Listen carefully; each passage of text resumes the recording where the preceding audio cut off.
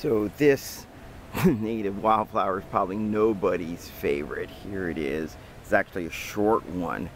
This is giant ragweed, Ambrosia trifida, and this particular plant is it's actually, here are the blossoms, going to bloom soon, and it's got lots of leaves, have these three angles to them. This thing can get to 12 feet tall, although this one's only a couple of feet tall right here, growing on the edge of the woods.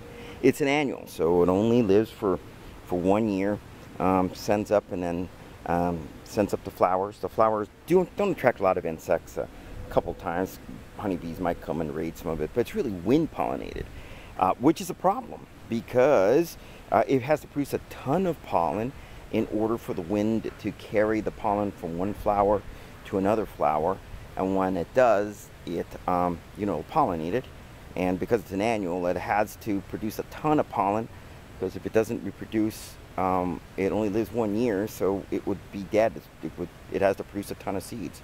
So that means a ton of pollen.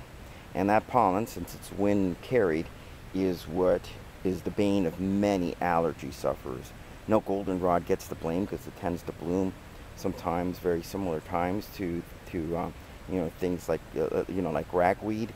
But this particular ragweed, and again, this is giant ragweed, this causes a ton of allergy problems because the pollen that comes out of here is wind spread. And so unlike the decorative flowers, things like goldenrods, they're not sticky, they're not big, they're not carried by insects. They got to be so small that the wind can carry them right into our nostrils and our lungs and so forth. And so this plant is the bane of many allergy sufferers. Giant ragweed is one of the main things that causes hay fever and allergy responses. Giant ragweed here, growing on the edge of a wood.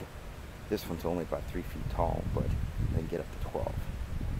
All that growth in just 1 year, because it only lives 1 year.